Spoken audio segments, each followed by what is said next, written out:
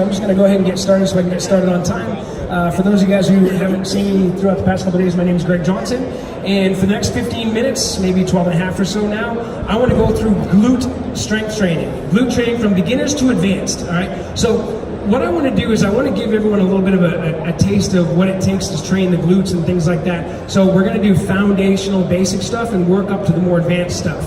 All right, so what I'd like to do is, I think just for the purpose of demo purposes, I may have Samantha come up here, just so I don't injure anybody I don't know.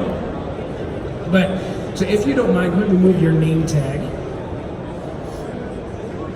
And I'm going to have you down on your back, and we're going to do a quick little bridge test. All right, so if you guys have never gone through a TPI test, there's what we like to call a glute test. All right, and there's a specific way that you go through it, and there's certain things that you want to look for.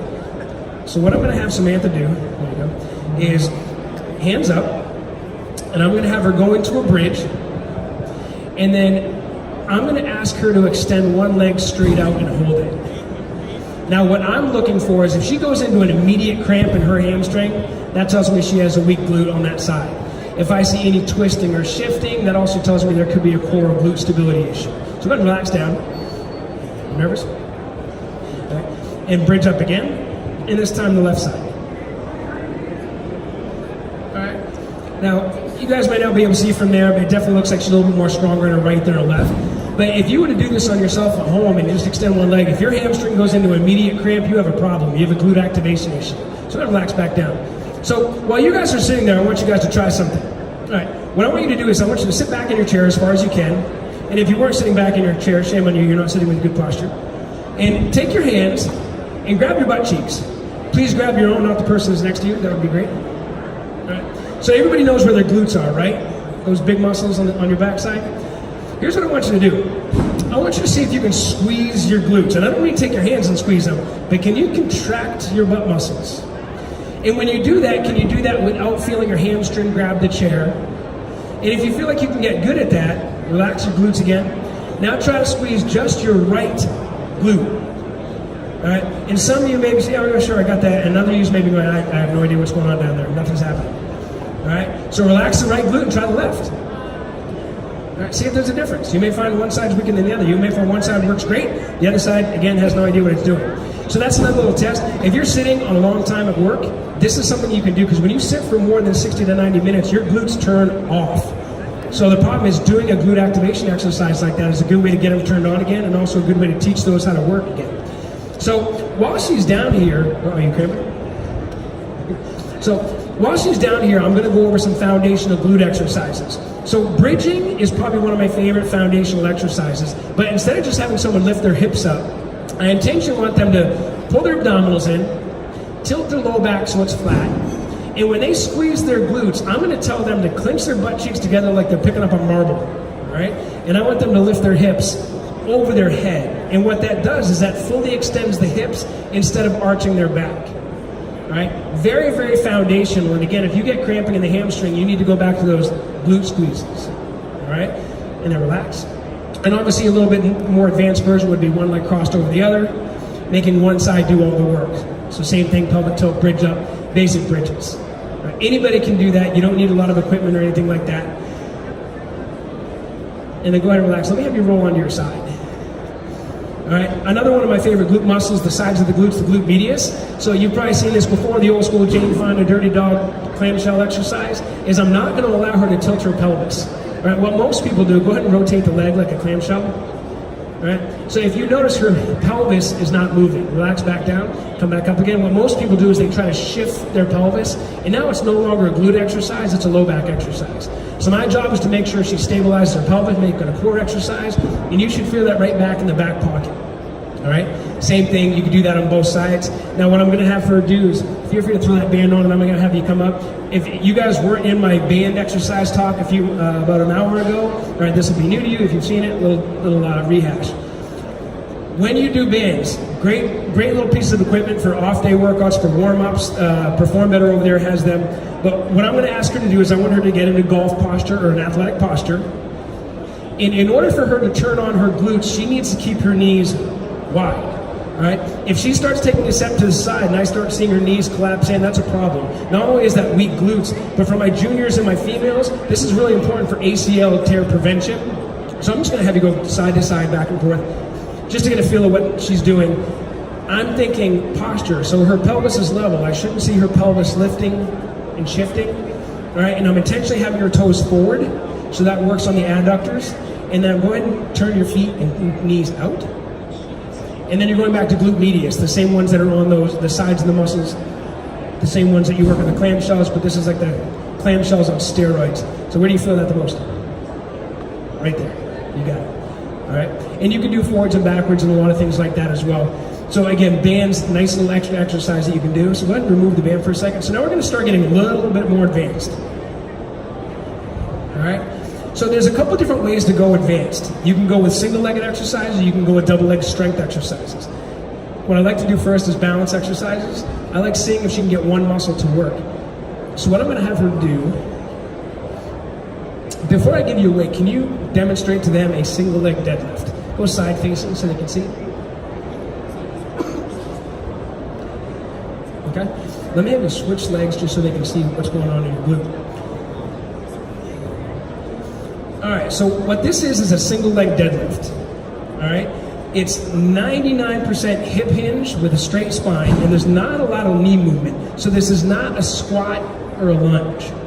All right, so rule number one, I want to see if they can just do that. All right, and then if that's comfortable, she obviously has pretty good balance. All right, I'm going to give her a weight, and technically it doesn't really matter which side you hold it on. I actually like opposite side. And now what the weight is now, it becomes more of a little bit of a strength exercise. So all the while, even though this is a glute exercise, I'm very, very focused on what's going on in her spine. And she's just rocking back and forth. All right, makes sense? So obviously balance becomes first. So now to continue on, some people are afraid of the word deadlift. They're afraid it's going to hurt their back and things like that. So I'm going to get into more advanced deadlifts in a second. But before I have people go into deadlifts, I like to do some other stuff in the gym that involves strength training. So when you're on the ground doing a single leg bridge, you're only lifting partial body weight. So I would probably say one of my favorite body weight glute exercises to do is with your torso elevated.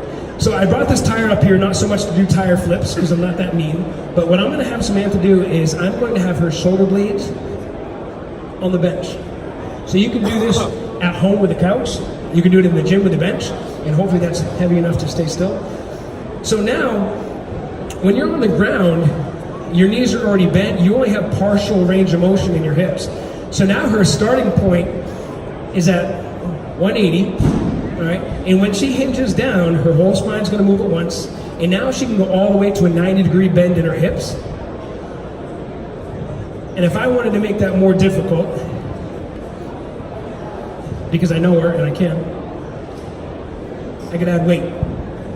So now this is the great way of loading the hips with weight without putting your back in a sacrifice like a deadlift.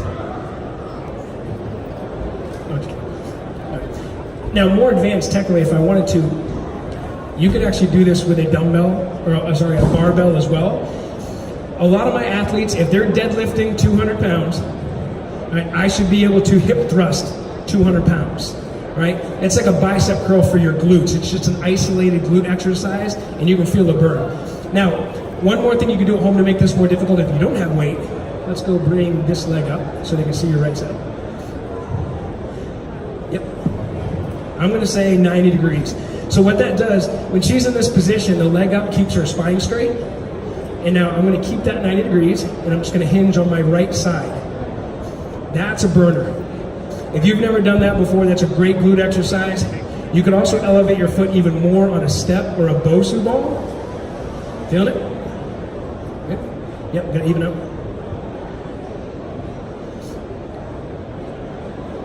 Exactly, so torso elevated single leg bridge. So far so good, so we got some home options, band options, cheap options, things like that. So now let's go up one more step. So now we're gonna get into the actual deadlift aspect of this. So I'm gonna have you face this way and just do a couple of deadlifts. Actually, you know what I'd like you to do first is a squat. Think of like a sumo squat. So I want to be very clear on what a deadlift is. Right? What Sam is doing now Her knees shift forward again, her hips go down, her spine is upright. That's a squat. So now let me have you go into more like a Romanian deadlift. All right, so what's called a straight-legged deadlift, that doesn't mean her legs are straight, it means her shins are straight. So now a deadlift, her spine has to stay straight, and 90% of the hinge comes from the hips. Right? The hips hinge back. The only reason the knees move is because the hips are going behind them. Again, one of my favorite exercises, and a lot of people are afraid of a deadlift because they think they're going to hurt their back.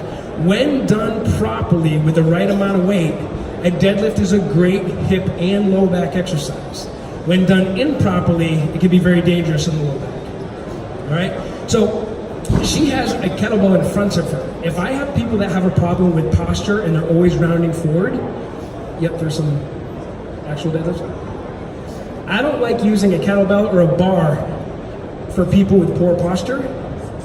Now, granted, this is probably heavier than my normal general public, but I'm going to have you hold this like a trap bar, hex bar. All right. These are just basic hammer strength weights, and they have little handles. There's also something in the industry now called a hex bar or a trap bar, and you're actually inside the bar, so that way the bar is not in front of you. So what this does is it allows you to keep your center of gravity inside your body opposed to in front of you like a kettlebell or a deadlift bar. For my golfers, keeping them pain-free is very, very important. So if I have a piece of equipment that can allow them to do something in better posture, I'm going to pick it. So almost all my golfers, I'd probably say 99% of my golfers, you can go ahead and take a break. Almost 99% of my golfers use my hex bar.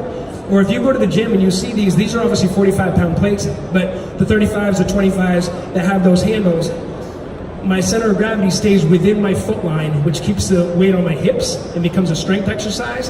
Because once that weight gets too far forward, you end up getting a low back exercise. Now, to the final stage of advancement, so we go stability, strength, now power and speed. So what I'm going to have Samantha do is a kettlebell swing.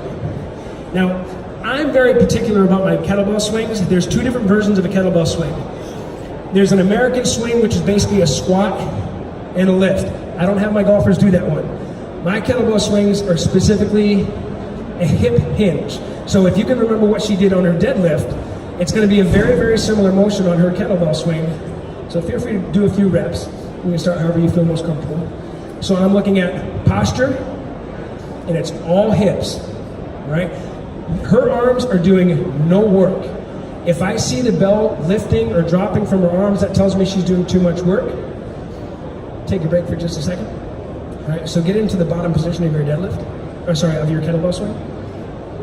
All right. If I were to stop her in time, her kettlebell swing and her deadlift should look the exact same. Once I start seeing a kettlebell swing look like a squat, it becomes a quad exercise. Most of our athletes now, especially our females, are quad dominant athletes. We need them to be glute dominant athletes. If you want to be a better athlete, build a better backside. All right.